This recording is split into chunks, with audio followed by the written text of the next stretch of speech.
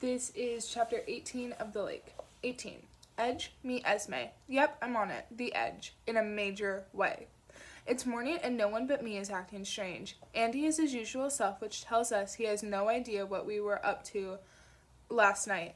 But still, I can't calm down. Every time a noise comes from the woods, I jump, which is freaking often since the kids are collecting sticks and branches to make dens. Ollie and Jake are with some of the other guys, lugging larger branches for the structural parts of the dens. Once each group has 4 large branches and a bunch of medium and small ones, they have to make their own den and it needs to stay upright. It's a little challenge that Andy told the campers about over breakfast, and it's caused a lot of excitement. I haven't spoken to anyone about last night yet, not even Kayla. We haven't had any time alone, to be honest, I don't think anyone wants to relive it. In the cold light of day, we seem a bit dramatic, not even asking whoever it was to show themselves. We all ran as if we were being chased by zombies.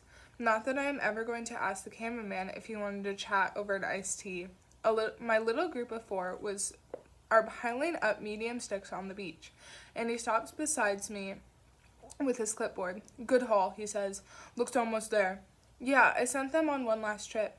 Excellent. How are you today? He asks. My heart misses a beat. I blink heavily. What does he know?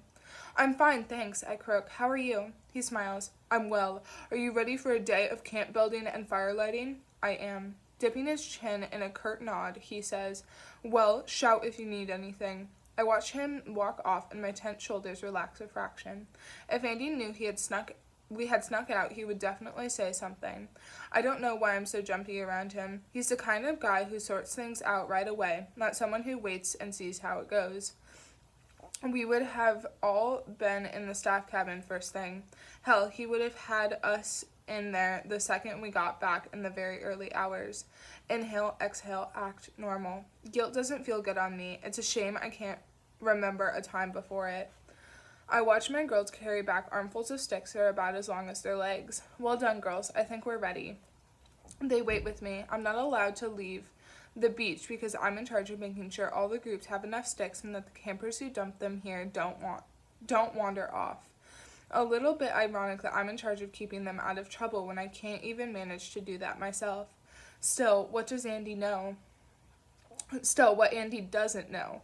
When everyone else gets back from gathering wood, Andy instructs the groups about what they will need and sends each merged group of 8 to different parts of the forest. Cora and I follow 8 massively hyper girls who are bouncing, dropping sticks, and talking a million miles an hour.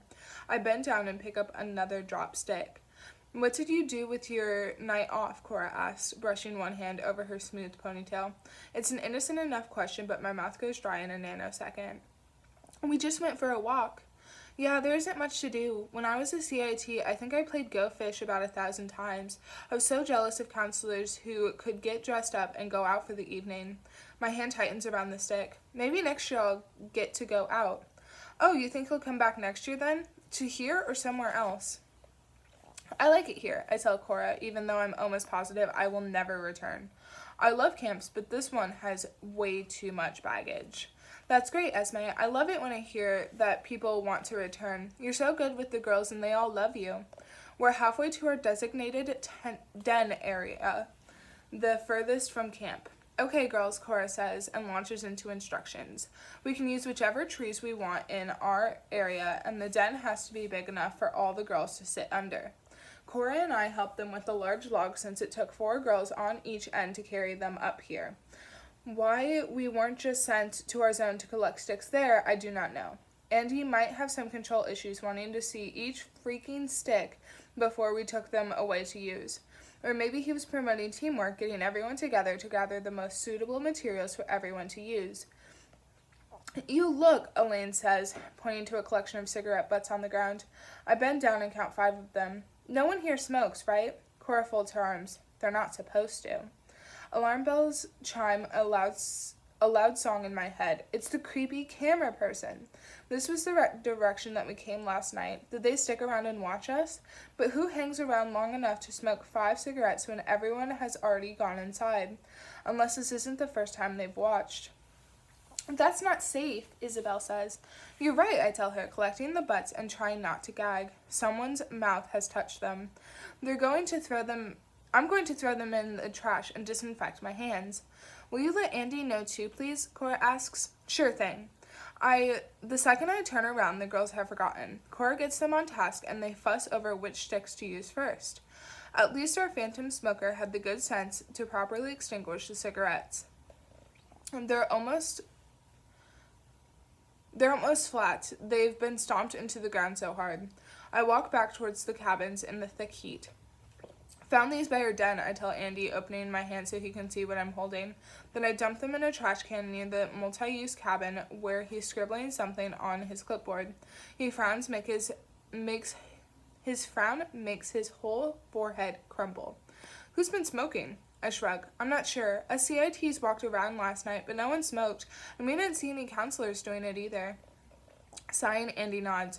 Okay, I'll have to make sure I speak with each staff member today and remind them that it's forbidden to smoke on camp grounds, and in the forest too. He grumbles, tutting. Thanks for cleaning them up, Esme.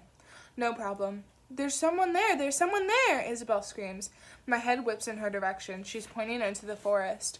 Cora steps in front of the girls, her head bent forward as she tries to get a better look. Jake and Aaliyah are running towards them. Andy and I take off too, with him shouting at everyone else to stay where they are. Mary, watch the campers, he says as we pass her. Where? I ask when we reach Cora. I've got a stitch in my side and ice in my heart. There has to be someone out there watching us. Ava's sighting in the woods, the creepy message, the pictures that were taken. Kayla can't explain it away with coincidences. Lillian is trying to mess with us. Ollie and Jake are in the forest and spread a little too far apart for my liking. Does safety in numbers mean nothing to them? Andy follows them as Mary looks at us from the other side of the lake. I put my arm around Isabel. Her slender frame is shaking. Hey, it's okay, I tell her. Remember, we don't own all of this forest. She looks at me with fear in her eyes. He was walking. Toward us? Kind of, I think. I saw the side of his face. Cora turns. It was definitely a man? Isabel nods. I think so. I couldn't see his face very well. Translation. It could have been a woman or a man. Okay, I look at the 12 girls huddled together. Look, there is no reason to be alarmed. I'm sure people go on hikes all the time out here, and not everyone pays as much attention as they should. Sometimes they miss a sign saying this is private property. I'm sure Jake and Ollie will find him and remind him that he shouldn't be here. Biting my lip, I watch the spot in the forest where the boys disappeared. 5-10 minutes later, my arm is still around Isabel. No one is building anything, and I can't take my eyes off the last place I saw Ollie. All right, Cora says.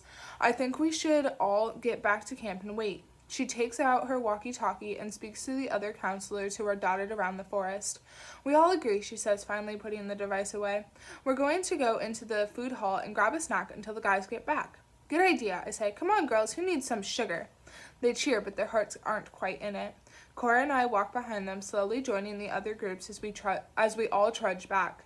My heart flutters wildly and my stomach sinks. Am I going to have to tell everyone what happened? Maybe Kayla and I should leave. I should have thrown that damn pamphlet in the trash. It's okay, Esme, Cora says. This happens sometimes. I swear some people think they're above the rules. If a sign says private property, keep off. You damn well keep off. She shakes her head. Now our activity has been interrupted and I don't think the girls are going to want to go back out there today. I can't blame them. I don't want to go back out there either. We enter the food hall and gossip flies as quickly as the candy wrappers. At least the campers are all happy with a mid-morning treat. I wash my hands and then sit at a table with Kayla, Rebecca, and Tia. This is crazy, Tia says. So much drama over a dude getting lost on a trail. Rebecca's mouth pops open. After last night, you're seriously trying to make this sound random? Oh, come on, you're not telling me you think that guy was here to pick us off one by one. Okay, I wasn't thinking we're in danger like that, Rebecca says. What are you thinking, I ask, desperate for other options that don't involve Kayla and me. He's a weird dude who gets his kicks from people watching, she says. He's watching a camp full of children, Kayla squeals. No, he was watching us, same as last night, and he wrote on the staff cabin. The dude is here to freak us out, not them. What's scarier than having to deal with something like that, all while making sure the children don't worry, I say. Esme's right, Rebecca says. This is about the counselors. Do you think he could have been one?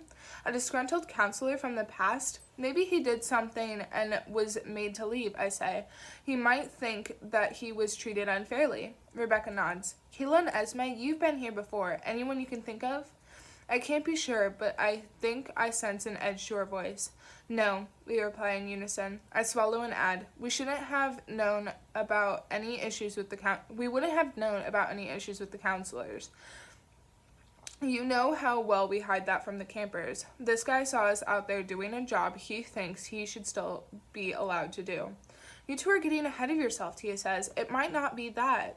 Maybe, but it's possible, I reply. Cora? She looks over from where she's sitting with a few other counselors and immediately gets up. What's up? She asks. I tell her our theory and she sits down at our table. Okay, that's a possibility. I don't like that we've had 2 sightings of someone in the woods, trails tampered with and cigarette butts left. Andy radioed a minute ago. He and the guys haven't found anything, so they're coming back. Andy's going to head into town and talk to the cops to see where we stand. Whoa, you think we need to involve the cops? Rebecca asks. We're responsible for the safety of children, so we have to, even if Andy just files a report. Sometimes the police will ask him to put a post on the camp's Facebook page about the land being private, and they share it. I'll speak with him when he gets back and see if he can think of any counselors or CITs who left on bad terms. I know I don't need to say this, but not a word of this in front of the kids, okay? She gets up and goes back to her table, leaning in and whispering to the rest of the counselors, telling them our theory. So we're running with this one. Going for the angry ex-staff member. I like it, and I want it to be true. It certainly fits better than the Lillian thing. I mean, she isn't a dude, and the motive is weak. This isn't Lillian, and it's not about what Kayla and I did 10 years ago. It can't be.